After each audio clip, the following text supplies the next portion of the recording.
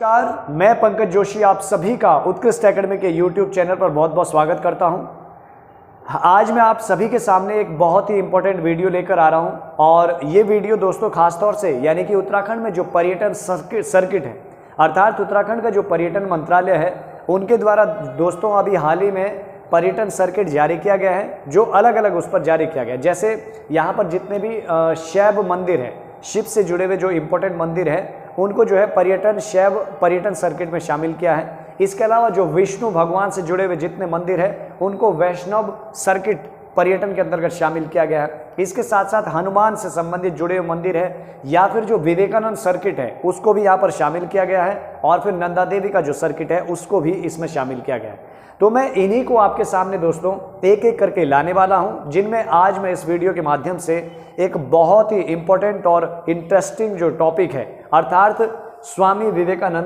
पर्यटन सर्किट, इसको आपके बीच चर्चा करने वाला हूं। ये दोस्तों जो स्वामी विवेकानंद है, आप नॉर्मली जानते हैं कि स्वामी विवेकानंद जी के बारे में इतनी ज़्यादा जानकारी भारतीय राष्ट्रीय स्तर पर भी उपलब्ध नहीं है, लेकिन इसके अलावा इनका जो बहुत ही कम समय का जो जीवन रहा उसमें इनका अधिकांश समय उत्तराखंड में भी व्यतीत रहा। अर्थात उत्तराखंड में बहुत सारे दोस्तों इनकी 1888 के बाद लगातार यहाँ पर यात्राएं हुई और ये यात्राएं दोस्तों यानी कि इनके 1902 तक, जब तक इनका देहांत ना होता हो उससे जस्ट पहले तक उत्तराखंड पर ये यात्रा करते रहे। ऐसे में जाहिर सी बात है कि उत्तराखंड में जिन जिन स्थानों पर विवेकानंद जी ने भ्रमण किया या जहां जहां पर विवेकानंद जी के पद गए उन स्थानों को जो है उत्तराखंड सरकार के द्वारा यानी कि विवेकानंद पर्यटन सर्किट के अंतर्गत शामिल किया गया है, जिस पर मैं आगे चलकर आपको दिखाऊंगा कि कहां कहां पर विवेकानंद जी रुके थे या कहां कहां विवेकानंद गए थे, उनको किस तरीके से विवेकानंद सर्किट के अंतर्गत शामिल किया गया है। इसके साथ साथ हम लोग और भी बहुत सारी चीज़ों पर यहाँ पर चर्चा करने वाले हैं, जैसे यानी कि जो विवेकानंद जी है, विवेकानंद जी ने उत्तराखंड की कुल कितनी बार यात्राएं की और जो यात्राएं यहाँ की तो ये यात्राएं कहाँ कहाँ पर की और कौन कौन से स्थल विवेकानंद जी से जुड़े हुए हैं और क्या क्या यहाँ पर अन्य महत्वपूर्ण चीज़ें विवेकानंद जी से जुड़ी है, उन पर हम इस वीडियो के माध्यम से चर्चा करने वाले हैं। तो चलिए आइए शुरुआत की जाए विवेकानंद जी के इस पर्यटन सर्किट के बारे में। सबसे पहले तो दोस्तों यहाँ पर मैं थोड़ा सा चर्चा करना चाहूँगा यानी कि विवेकानंद जी के जीवन परिचय के बारे में। नॉर्मली बेसिकली सभी लोग जानते हैं क्योंकि विवेकानंद जी जो है बहुत ही महान शख्सियत रही है दोस्तों। अगर हम लोग इनके जन्म की बात करें तो विवेकानंद जी का जो जन्म दोस्तों, ये आप सभी लोग जानते हैं कि राष्ट्रीय जो युवा दिवस मनाया जाता है जन्म, तो इनका जन्म हुआ था 12 जनवरी को, 12 जनवरी 1863 को। तो 12 जनवरी सन 1863 को एक महान शख्स पैदा हुए थे और दोस्तों वो स्थान था यानी कि कोलकाता। तो कोलकाता में इनका जन्म हुआ था और दोस्तों कोलकाता में भी जो विवेकानंद जी हैं इनका जन्म एक जो है संपन्न परिवार में हुआ था, यानी कि जो इनके पिताजी थे वो उस दौरान एक बहुत ही प्रसिद्ध वकील थे। अर्थात विवेकानंद जी ने जन्म लेने के बाद जो इनका बचपन का नाम था, एग्जाम में बहुत बार ये भी पूछा जाता है कि इनके बचपन का नाम क्या था, तो बचपन का नाम विवेकानंद जी का नरेंद्र दत्त था दोस्तों। तो नरेंद्र दत्त के नाम से इनको जाना जाता था। इसके अलावा अगर हम लोग इनके पिता की बात करें कि इनके पिताजी का नाम क्या था, तो इनके पिता का नाम यानी कि विश्वनाथ दत्त। तो विश्वनाथ दत्त इनके पिताजी का नाम था, जो कि एक पेशे से वकील थे। साथ ही साथ दोस्तों यानी कि अगर विवेकानंद जी का नाम आए और इनके गुरु का नाम ना आए तो ऐसा कभी हो ही नहीं सकता। गुरु के नाम की अगर हम लोग बात करें तो रामकृष्ण परमहंस, ये दोस्तों इनके गुरु थे। तो रामकृष्ण परमहंस के शिष्य थे विवेकानंद जी। तो ये थोड़ा सा नॉर्मली बेसिकली मैं इनके बारे में आपको बता रहा हूँ। बाकी इनकी अगर हम लोग मृत्यु की बात करें कि विवेकानंद जी की मृत्यु जो है कब हुई थी, तो इनकी मृत्यु दोस्तों 4 जुलाई को हुई थी, यानी कि 4 जुलाई सन 1902 ईस्वी को। यानी कि बहुत कम समय में विवेकानंद जी ने बहुत जो है ख्याति प्राप्त की थी, सिर्फ भारत में ही नहीं बल्कि दोस्तों विश्व स्तर पर इन्हें विश्व गुरु के नाम से भी जाना जाने लगा था। तो ये सारी चीज़ें हम लोग यानी कि जब उत्तराखंड में ये जब आए तो इनसे जुड़े हुए जो तथ्य जो किस्से हैं उस पर हम लोग आगे चर्चा करने वाले। तो चलिए फिर हम लोग चर्चा करते हैं। नॉर्मली थोड़ा सा बेसिक इनके बारे में इतना नॉलेज हमें होना चाहिए। यहाँ पर भी नॉर्मल यही चीज़ें मैंने लिखी है। बेलूर में इनका जो दोस्तों देहांत हो गया था कोलकाता में, तो थोड़ा ये भी याद रखना, कई बार आ जाता है। बाकी आप स्क्रीनशॉट में मौका देता रहूंगा, बीच बीच में बढ़िया तरीके से जो है स्क्रीनशॉट लेने का भी आपको पूरा मौका दिया जाएगा। लेकिन कोशिश कीजिएगा कि जो विवेकानंद जी है, देखो फैक्ट तो नॉर्मली मिलते रहते हैं, लेकिन जो इनकी एक हिस्ट्री है या जो एक स्टोरी है, अगर आप उस स्टोरी को मेरे साथ सुनते रहेंगे कि आखिर में विवेकानंद किस प्रकार से आए, कहाँ कहाँ घूमते हुए गए, तो उस तरीके से खाका बन जाता है और आसानी से चीज़ें याद हो जाती है। बाकी चीज़ें मैंने सारी आपके लिए लिख के ला रखी है, उनको आप बढ़िया तरीके से जो है नोटबंद भी करते रह सकते हैं। तो चलिए फिर विवेकानंद जी के बारे में सबसे पहले जो ये सर्किट है, यानी कि विवेकानंद पर्यटन सर्किट, जो उत्तराखंड संस्कृत जो है पर्यटन विभाग के द्वारा जो जारी किया गया है, उस पर थोड़ा देख लेते हैं कि कैसे कैसे ये विवेकानंद का जो पर्यटन सर्किट है ये देखो। सबसे पहली बात दोस्तों, यानी कि विवेकानंद जी जो जब आए थे, तो ये जो हमारा यहाँ पर काठगोदाम है, काठगोदाम से ये सारी चीजें जुड़ी हुई है। जितने भी मैंने ये स्थल लिखे हैं, ये सारा सर्किट है जहां जहां पर ये गए थे, और इसी को दोस्तों सड़क माध्यम से जोड़ा जा रहा है ताकि पर्यटन की दृष्टि से इंपॉर्टेंट हो जाए। जैसे आप लोगों को दिख रहा होगा कि काठगोदाम से ये जो 46 किलोमीटर आप ये मार्ग देख रहे हैं, अगर आप काठगोदाम से चलते हैं तो आप धारी पहुंचते हैं, और धारी में विवेकानंद जी रुके हुए थे। आगे चर्चा करूंगा कि कब यहाँ पर आए थे, किस प्रकार से यहाँ पर रुके थे। इसके अलावा दोस्तों धारी से 10 किलोमीटर का आप आगे का सफर तय करेंगे तो आप जो है पहाड़ पानी नामक स्थान पर पहुंचे थे, और ये पहाड़ पानी भी विवेकानंद से जुड़ा हुआ एक बहुत ही प्रमुख स्थल है। पहाड़ पानी से फिर आपको यात्रा शुरू करनी पड़ेगी, और लगभग जो है आप 15.5 किलोमीटर की दूरी पर जाकर मोरनोला पहुंचेंगे। मोरनोला में भी विवेकानंद से जुड़ा हुआ है। इसके बाद दोस्तों थोड़ा सा लंबा सफर, यानी कि 52.2 किलोमीटर का सफर तय करके आप जो है धूना घाट पहुंच सकते हैं। धूना घाट भी विवेकानंद जी से जुड़ा हुआ एक स्थल है। धूना घाट से फिर आप टर्न होइए, आप चंपावत में जाइए, और चंपावत में जो है लगभग 20 किलोमीटर का सफर तय करने के बाद आप मायावती आश्रम पहुंचेंगे। यहां से बड़ा लंबा सफर तय करना पड़ेगा, लगभग 318 किलोमीटर, और आप जो है देवलधार पहुंचेंगे। देवलधार से इस सर्किट के माध्यम से लगभग 171 किलो का सफर करते हुए आप कसार देवी मंदिर अल्मोड़ा पहुंचेंगे, जो कि विवेकानंद जी से जुड़ा हुआ एक प्रमुख स्थल है। और यहां से फिर आप डाउन उतरते हुए 8 किलोमीटर की दूरी पर आप मुख्य शहर अल्मोड़ा में आएंगे। अल्मोड़ा भी विवेकानंद जी से जुड़ा हुआ एक बहुत ही इंपॉर्टेंट स्थल है दोस्तों। यहां से फिर 23 किलोमीटर का जब आप सफर तय करेंगे तो काकड़ी घाट, जो कि बड़ा ही इंपॉर्टेंट है। ये काकड़ी घाट वही है दोस्तों जहां पर विवेकानंद जी को, यानी कि कहा जाता है अणु, ब्रह्मांड और परमाणु की जो है ज्ञान की प्राप्ति हुई थी। कुल मिलाकर यहां पर जो है विवेकानंद को एक तरह से ज्ञान की प्राप्ति हुई थी। जिस प्रकार से हमारे जो गौतम बुद्ध थे उनको एक वृक्ष के नीचे हुई थी, ठीक इसी प्रकार से एक पीपल का वृक्ष यहाँ पर भी देखने को मिलेगा। वो पूरे जब यात्रा पर चलेंगे तो आपको समझाऊंगा कैसे कैसे ये सिस्टम या फिर कैसे कैसे ये घटनाएं घटित होती हैं।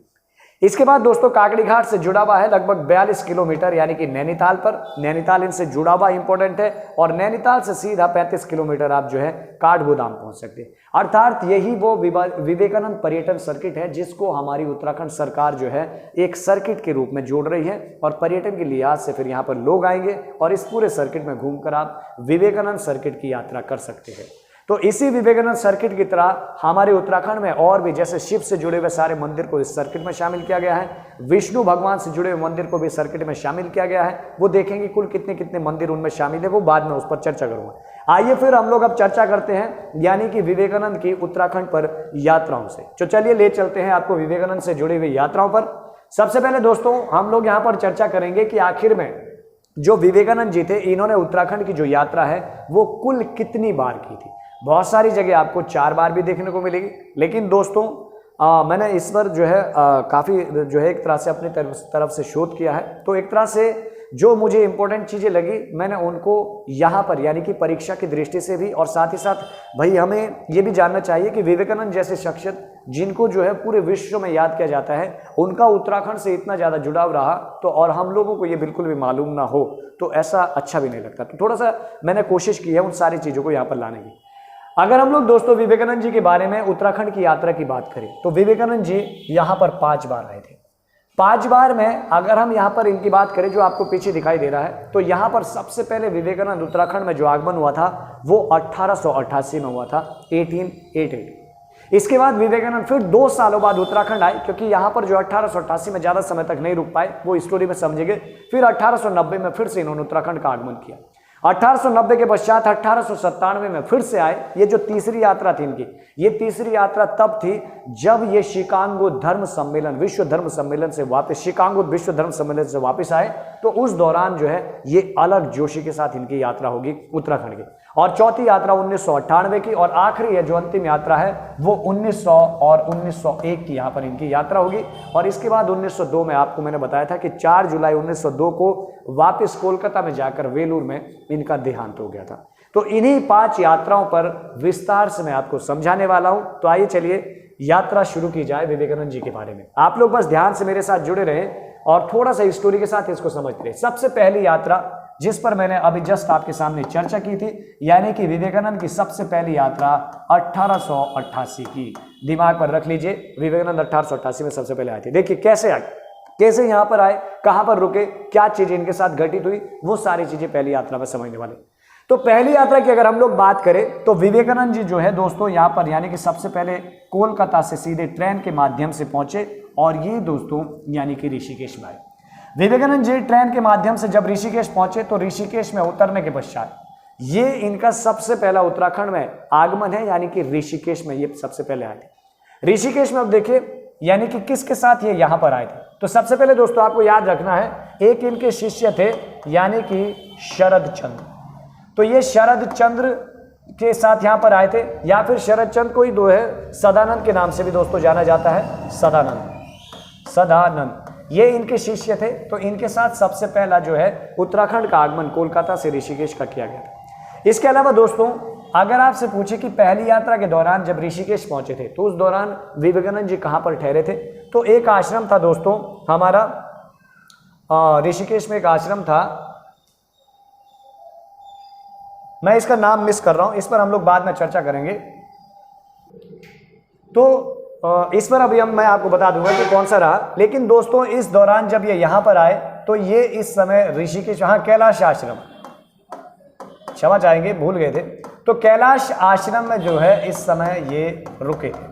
कैलाश आश्रम में रुकने के पश्चात दोस्तों दूसरी चीज एक और याद रखेंगे, कैलाश आश्रम के साथ साथ इस दौरान ये यहां पर एक मंदिर था यानी कि चंद्रेश्वर मंदिर इस प्रकार से बनाना पड़ेगा।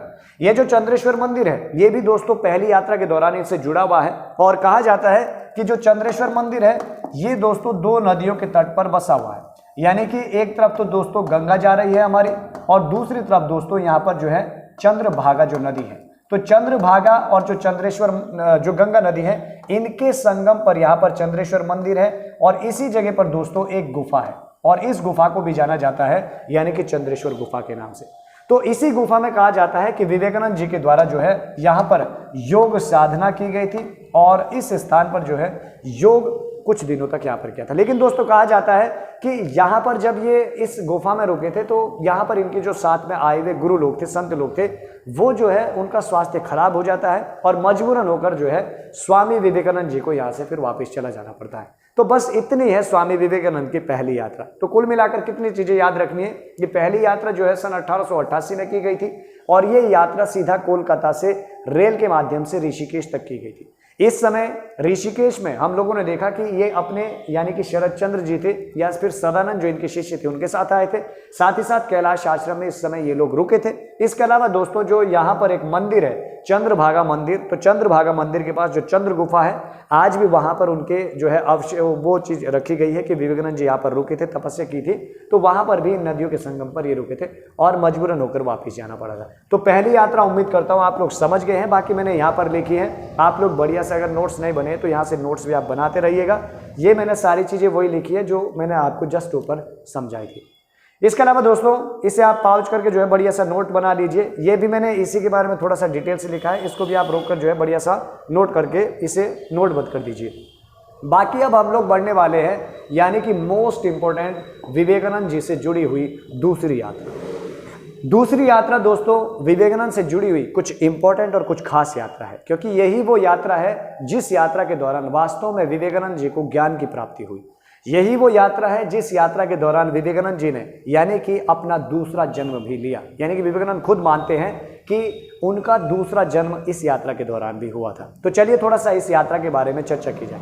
आपको जो यहाँ पर दिखाई दे रहा है बिल्कुल ये यात्रा इसी प्रकार से जाएगी, काठगोदाम से नैनीताल, काकड़ घाट या काकड़ी घाट, करबला, अल्मोड़ा, बद्रीनाथ, कर्णप्रयाग, श्रीनगर, देहरादून, वापस ऋषिकेश। तो इस यात्रा पर थोड़ा सा इससे जुड़े हुए बहुत सारी इंपॉर्टेंट चीजें जिस पर हम लोग चर्चा करने वाले।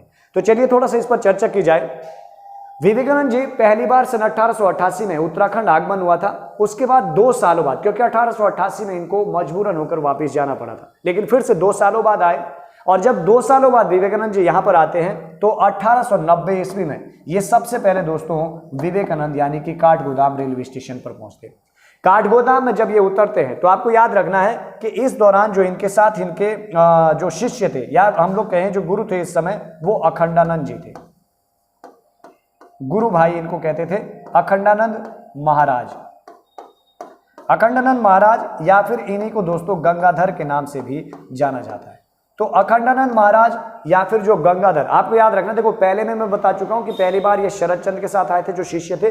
दूसरी यात्रा इन्होंने जो अपने गुरु भाई थे तो उनके साथ अखंडानंद महाराज या फिर गंगाधर के साथ ये यात्रा की थी। ये काठगोदाम में दोस्तों पहुंचे और काठगोदाम में पहुंचने के बाद सीधा इन्होंने पैदल यात्रा नैनीताल के लिए की। अर्थात अब ये जो है दोनों शख्स यहाँ से चल पड़े हैं, कहाँ के लिए, यानी कि नैनीताल की ओर। यहाँ से आगे चलते हुए दोनों शख्स जो है नैनीताल में दोस्तों पहुँच जाते हैं। नैनीताल में जब पहुँचते हैं तो नैनीताल में इस दौरान 6 दिनों तक दोस्तों ये यहाँ पर रुके थे और 6 दिनों तक एक शख्स थे यहाँ पर राम प्रसन्न, आपको अगर दिख रहा होगा तो इसे मेरे साथ नोट कीजिए, राम प्रसन्न भट्टाचार्य। तो राम प्रसन्न भट्टाचार्य के यहाँ पर क्वेश्चन बन सकता है कि विवेकानंद जी जब दूसरी यात्रा के दौरान आए थे तो 6 दिनों तक नैनीताल में किसके आवास पर रुके थे, तो राम प्रसन्न भट्टाचार्य के आवास पर रुके थे। यहाँ पर रुकने के पश्चात 6 दिनों तक राम प्रसन्न भट्टाचार्य के आवास से फिर दोनों शख्स जो है फिर से यहाँ से आगे बढ़ते हैं। और आगे बढ़ते हुए दोस्तों अब ये जब यहाँ से अल्मोड़ा की ओर जा रहे थे, क्योंकि इनको जाना था अल्मोड़ा, लेकिन बीच में एक महत्वपूर्ण स्थल आ जाता है, मोस्ट इंपोर्टेंट स्थल आ जाता है, ये वाला है काकड़ी घाट। यहाँ पर काकड़ी घाट लिखा हुआ है, काकड़ी घाट। काकड़ी घाट बहुत ही इंपॉर्टेंट है, थोड़ा सा इसके बारे में जानना बहुत जरूरी है। काकड़ी घाट को उत्तराखंड का बोध गया भी कहा जाता है। बोध गया जो बिहार में है, जहाँ पर हमारे जो गौतम बुद्ध जी है उनको ज्ञान की प्राप्ति हुई थी। तो ऐसी मान्यता है कि जिस प्रकार से गौतम बुद्ध को एक वृक्ष के नीचे जो है ज्ञान की प्राप्ति हुई थी, उसी प्रकार से इसी काकड़ी घाट में विवेकानंद जी को भी एक पीपल के वृक्ष के नीचे ज्ञान की प्राप्ति हुई, इसलिए इनकी तुलना की जाती है। अगर कभी देखो भाई उत्तराखंड में कुछ भी पूछा जा सकता है, आपसे पूछ सकता है कि उत्तराखंड का बोध गया किसे कहा जाता है, तो काकड़ी घाट को कहा जाता है, नैनीताल में जगह। देखिए क्या हुआ, यहाँ पर जब विवेकानंद जी पहुंचते हैं तो विवेकानंद जी देखते हैं कि यार ये काकड़ी घाट जगह तो बड़ी जो है बहुत ही शांत और जो है ज्ञान प्राप्ति के लिए बड़ी उचित जगह है। तो यहाँ पर विवेकानंद, एक वृक्ष था दोस्तों, यानी कि ये वृक्ष था पीपल का वृक्ष, याद रखिएगा पीपल का वृक्ष। और इसी पीपल के वृक्ष के नीचे यहाँ पर इनको जो है अणु, ब्रह्मांड और परमाणु की जो है ज्ञान की प्राप्ति हुई। तो काहे की ज्ञान की प्राप्ति हुई, यानी कि अणु और जो परमाणु, तो अणु, ब्रह्मांड और परमाणु के ज्ञान की प्राप्ति विवेकानंद जी को इसी पीपल के वृक्ष के नीचे हुई थी। इसके अलावा दोस्तों ये जो पीपल का वृक्ष का जो पेड़ है, यहाँ पर जो है पहले भी जो गिरी महाराज है, गिरी महाराज या फिर जो हमारे हैड़ा खान जी हैं, हैड़ा खान बाबा, इनके द्वारा भी दोस्तों इसी स्थान पर यानी कि काकड़ी घाट पर जो है तपस्या स्थली इनकी भी ये मानी जाती है। तो विवेकानंद को यानी कि ज्ञान की प्राप्ति हो जाती है काकड़ी घाट से। अब जब ज्ञान की प्राप्ति होती है तो विवेकानंद फिर यहाँ से आगे बढ़ते हैं। और जब आगे दोस्तों यहाँ से बढ़ते हैं तो अब क्योंकि इनको अल्मोड़ा की ओर बढ़ना है, अल्मोड़ा की तरफ फिर विवेकानंद जी और हमारे जो इनके गुरु थे साथ में अखंडानंद महाराज जब आगे बढ़ते हैं तो आगे बढ़ते हुए एक अगला स्टेशन यानी कि उत्तराखंड में इनके पड़ाव से जुड़ा हुआ है करबला। यही वो स्टेशन है करबला जहां पर कहा जाता है कि विवेकानंद ने दूसरा जन्म लिया था। कैसे लिया था तो थोड़ा सा समझते। देखिए विवेकानंद जी काठगोदाम से लगातार पैदल यात्रा कर रहे हैं। उस दौरान दोस्तों आप समझ सकते हैं कि रोड सुविधा नहीं थी कि भाई आप गाड़ियों से आसानी से जाए, बस काठगोदाम तक पहुंचे, यहाँ से पूरा विवेकानंद का जो सफर है वो पैदल चल रहा है। अब इधर कहा जाता है कि काकड़ी घाट से करबला अल्मोड़ा तक जाते हुए बहुत ही तेज धूप और बड़ा जो है चुनौतीपूर्ण सफर था। ऐसे में दोस्तों विवेकानंद जी जो है इस स्थान पर आकर जो है अचेत अवस्था में क्या होते हैं, गिर जाते हैं। विवेकानंद जो है एक तरह से यहाँ पर बेहोश हो जाते हैं। बेहोश होने के बाद अब जो यहाँ पर ये अखंडानंद महाराज जी है वो इनके लिए जल की व्यवस्था के लिए जाते हैं, परंतु यहीं पर फिर एक शख्स आ जाता है और ये शख्स थे यानी कि हमारे एक यहाँ पर जो है क्या कहते हैं कब्रिस्तान था, और इसी कब्रिस्तान के जो चौकीदार थे वो यहाँ पर आ जाते हैं। और दोस्तों कहा जाता है कि इनके द्वारा इन्हें इस समय यहाँ पर खीरा खिलाई जाती है। और ये जो जुल्फिकार, इनका जो नाम था जुल्फिकार जी था, तो जुल्फिकार जी के द्वारा दोस्तों यहाँ पर क्या होता है, इनको पहाड़ी ककड़ी खिलाई जाती है और जब ये ककड़ी खिला रहे थे, थोड़ी सी यहाँ पर एक स्टोरी बनती है कि तो विवेकानंद जी उससे ये कहते हैं कि मैं आपको खीरा नहीं खिला सकता हूँ क्योंकि मैं एक क्या हूँ, मुस्लिम हूँ। ऐसे में विवेकानंद जी कहते हैं कि भाई आप मेरे भाई हो, ऐसे समय में आप अपने हाथों से मुझे खीरा खिला दीजिए। तो इनके द्वारा जो जुल्फिकार जी थे, शख्स का नाम मैं यहाँ पर लिख देता हूँ, यानी कि जुल्फिकार के द्वारा इस समय विवेकानंद जी को खीरा खिलाई गई और फिर विवेकानंद जी यहाँ से जो है फिर खड़े उठ चलते हैं। ये जो वाक्य है दोस्तों, ये वास्तव में महान विवेकानंद जी को इसलिए भी बनाता है क्योंकि विवेकानंद जी आप देखिए इतने बड़े एक विश्वव्यापी जो गुरु थे, वो जब यहाँ पर वापस आते हैं यानी कि 97 में फिर से दोबारा से, तो उस सभा में भीड़ जब एकत्रित होती है तो उस समय इन जुल्फिकार को दूर से ही वो पहचान लेते और आगे बुलाते हैं अपने पास और फिर कहते हैं वहाँ पर पूरी सभा को कि भाई ये जो शख्स है, अगर ये ना होते तो स्वामी विवेकानंद भी नहीं होते, क्योंकि भाई इस दौरान इनके द्वारा ही इनको बचाया गया था। तो इस तरह का वाक्य भी यहाँ पर घटित हुआ था। तो दोस्तों विवेकानंद का जो सफर है काठगोदाम से नैनीताल, नैनीताल से काकड़ी घाट, ये दूसरी यात्रा के दौरान चल रहा है। काकड़ी घाट से करबला अल्मोड़ा पहुंच चुके हैं और फिर अल्मोड़ा में कुछ दिनों तक रुकने के पश्चात अब विवेकानंद जी को इधर मालूम होता है कि अब जो है यात्राएं भी चल रही, यानी कि यहाँ पर जो है बद्रीनाथ और केदारनाथ जैसे धाम हैं जिनके दर्शन के बिना आप सभी लोग जानते हैं कि कैसी चीज। तो विवेकानंद जी अब जो है प्लान बनाते हैं बद्रीनाथ धाम के लिए, अर्थात अल्मोड़ा से जो है अब विवेकानंद कहाँ की ओर चल पड़ते हैं, यानी कि 4 धामों में से एक बद्रीनाथ धाम की ओर, अर्थात बद्रीनाथ धाम में विवेकानंद दर्शन भी कर लेते हैं। तो क्वेश्चन बन सकता है कि विवेकानंद जी ने निम्न में से किन धामों के दर्शन किए थे। तो 4 धाम आ जाएंगे, बद्रीनाथ, केदारनाथ, गंगोत्री, यमुनोत्री। तो ये सिर्फ जो है दोस्तों हमारे जो बद्रीनाथ धाम है वहां पर गए थे। इसके बाद कहा जाता है कि बद्रीनाथ धाम से ये जो है आगे केदारनाथ धाम के लिए भी अपना जो है सफर तय कर चुके थे, चल चुके थे। लेकिन अचानक से इनको जो है संदेश मिल जाता है कि जो केदारनाथ की जो यात्रा है वो यात्रा दोस्तों इस दौरान यानी कि जो है अवरुद्ध कर दी गई थी, या फिर जो केदारनाथ का सफर है उसे रोक दिया गया था, इसीलिए दोस्तों ये यात्रा इनकी नहीं हो पाती है। अब इसके बाद विवेकानंद जी जब केदारनाथ की यात्रा नहीं हो पाती है तो बद्रीनाथ से विवेकानंद जी अब जो है वापस चल पड़ते हैं। तो यहीं से याद रखना कि किन किन पड़ाव पर आए थे। तो ये कर्णप्रयाग भी आए थे, कर्णप्रयाग से जो है ये श्रीनगर पहुंचे थे, श्रीनगर से टिहरी में भी ये आए थे और फिर यहाँ से वापस सीधा टिहरी से ये देहरादून पहुंचे थे। अब देहरादून से जो है विवेकानंद से जुड़ा हुआ एक बड़ा इंपॉर्टेंट किस्सा है, मोस्ट इंपॉर्टेंट किस्सा। कहा जाता है दोस्तों कि जब देहरादून ये पहुंचे थे विवेकानंद महाराज जी, यानी कि 1890 की ये बात चल रही है दूसरी यात्रा के दौरान। तो इस दौरान दोस्तों राजपुर रोड में यानी कि जो शिव बावड़ी है, तो यहाँ पर जो है शिव जो है मंदिर में यहाँ पर ये रुके थे और यहाँ पर रुकने के पश्चात दोस्तों पहली बार जो है इनकी मुलाकात जो है एक व्यक्ति से हुई थी और वो व्यक्ति महाराज थे तुरायानंद महाराज। तो कभी क्वेश्चन ऐसा भी बन सकता है कि तुरायानंद महाराज जी से इनकी जो मुलाकात थी वो किस दौरान हुई थी।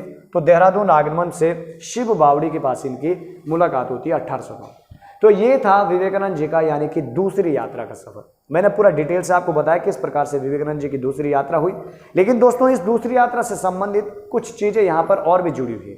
जैसे आपको मैं यहाँ पर बताना चाहूंगा कि जब दूसरी यात्रा में ये पहुंचे थे और जब ये अल्मोड़ा में यहाँ पर रुके हुए थे, तो अल्मोड़ा में रुके होने के दौरान दोस्तों ये कहते हैं कि भाई मुझे जो है एक ऐसी स्थान यहाँ पर चाहिए जहाँ पर मुझे शांति मिले, अर्थात जहाँ पर मैं अपनी तपस्या कर सकूँ।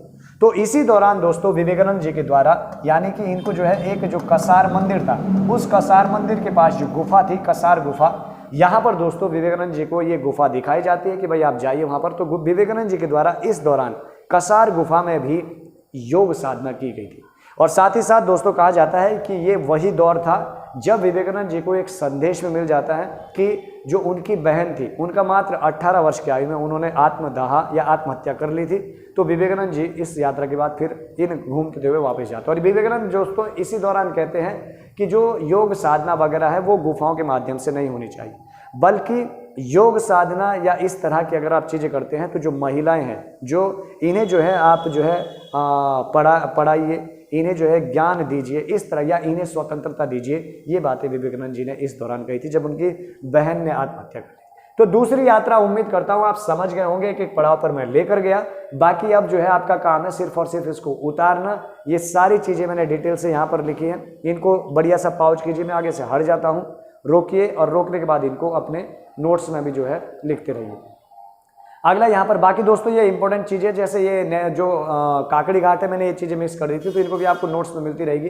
इसके अलावा ये सारी चीज़ें, इसे भी आप जो है नोट कीजिए।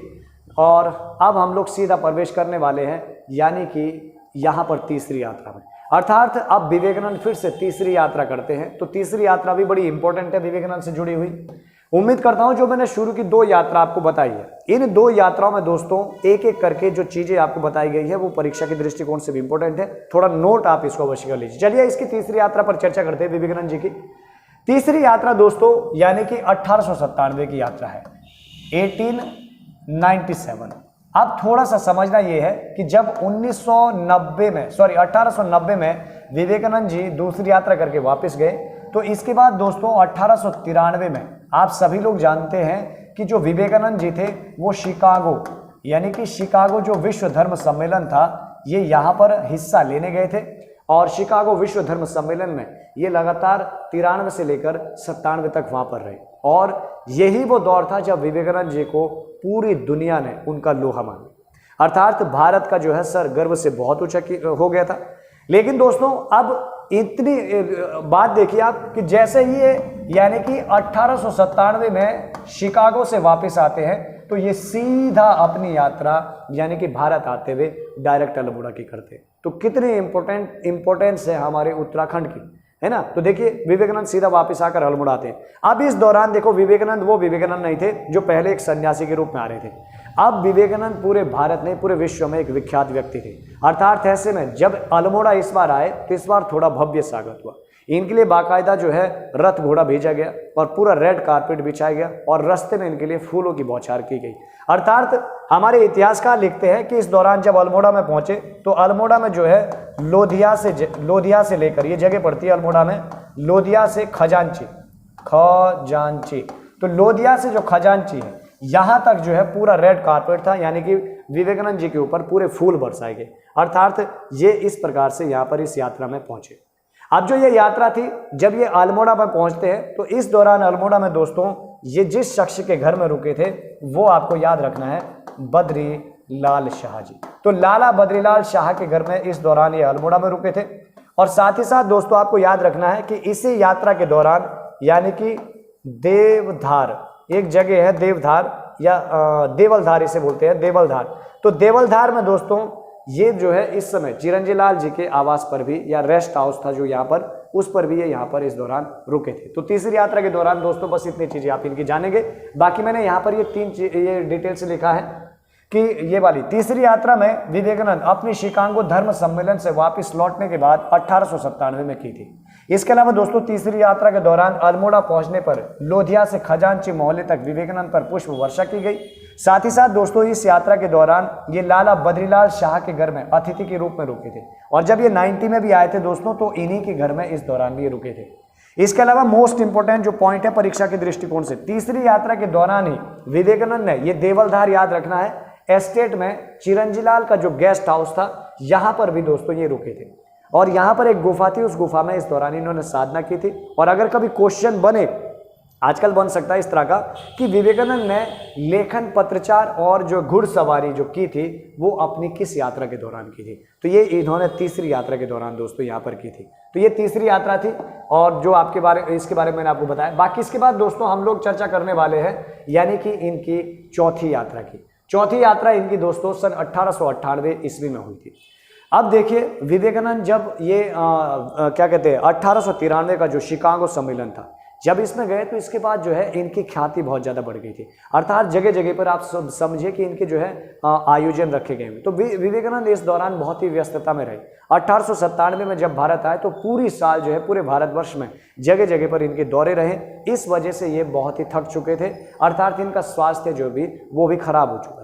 तो दोस्तों जो इनकी जो चौथी यात्रा थी यानी कि 1898 की यात्रा, ये दोस्तों इनकी उत्तराखंड में यानी कि स्वास्थ्य अस्वस्थ होने पर हुई थी। इसके साथ साथ दोस्तों यहाँ पर मैंने इस यात्रा से संबंधित बहुत सारी चीज़ें यहाँ पर लिखी हैं कि कब कब ये यहाँ पर पहुँचते हैं और किस किस दौरान ये कहाँ कहाँ पर रुकते हैं। तो चौथी यात्रा भी बड़ी इंपॉर्टेंट मानी जाती है विवेकानंद से जुड़ी हुई। देखिए पहली चीज़ याद रखनी है कि जो चौथी यात्रा थी ये मई, जून और 1898 में इनके द्वारा उत्तराखंड में की गई थी। और इस समय स्वास्थ्य को देखते हुए विवेकानंद ने, क्योंकि ठीक नहीं था, तो इन्होंने सबसे पहले क्या करा कि 19 मई से लेकर लगभग 25 मई तक ये इस दौरान दोस्तों नैनीताल में रुके थे। यानी 19 में से क्वेश्चन इस तरह से बन सकता है कि स्वास्थ्य अस्वस्थ होने के बावजूद जो विवेकानंद जी हैं ये सर्वाधिक किस स्थान पर रुके थे, तो सबसे ज्यादा इनका नैनीताल में रहा। इसके अलावा दोस्तों मोस्ट इंपोर्टेंट जो याद रखने वाली चीजें हैं, अगली चीज आप याद रखेंगे ये वाला, यानी कि इस यात्रा के दौरान विवेकानंद ने, मोस्ट इंपोर्टेंट है कि जो अल्मोड़ा का थॉमसन हाउस है, इस थॉमसन हाउस से दोस्तों इन्होंने जो प्रबुद्ध भारत पत्रिका है, इस पत्रिका का प्रकाशन फिर से करवाया था। इस पर मैं आगे चलकर चर्चा करूंगा कि प्रबुद्ध भारत पत्रिका कहां से निकलती थी, कैसे। लेकिन याद रखना है कि जब ये चौथी यात्रा में आए तब इन्होंने उत्तराखंड से जो प्रबुद्ध भारत पत्रिका निकलती थी उसका प्रकाशन शुरू करवाया। साथ ही साथ दोस्तों ये जो प्रकाशन है ये किसके सहयोग से शुरू करवाया, तो आपको याद रखना है यहाँ पर जो है सेवियर दंपति था, उस दंपति की सहायता से इसको प्रकाशित किया करवाया। इसके साथ साथ दोस्तों जो इनकी चौथी यात्रा थी, इस यात्रा में याद रखना है कि लगभग 222 साल जो पुराना देवदार का वृक्ष था, इस वृक्ष के नीचे इस दौरान इन्होंने एक जो भागिनी बहन को जो है दीक्षा भी दी थी। तो इस तरह के भी क्वेश्चन बन सकते हैं। नॉर्मली ये उनसे जुड़े हुए यहाँ के तथ्य है जो आपको नॉर्मली आना चाहिए। साथ ही साथ दोस्तों जो चौथी यात्रा थी, आपको ये भी याद रखना है, इसी चौथी यात्रा के दौरान विवेकानंद जी ने जो रेमजे इंटर कॉलेज है अल्मोड़ा में, इस अल्मोड़ा के रेमजे इंटर कॉलेज में पहली बार यानी कि इन्होंने हिंदी में भी भाषण दिया था। तो ये भी मोस्ट इंपोर्टेंट फैक्ट है यानी कि परीक्षा की दृष्टिकोण से। तो ये मैंने अभी नॉर्मली दोस्तों यानी कि विवेकानंद जी के चौथे यात्रा पर चर्चा की जो सन 1898 में यहाँ पर की गई थी।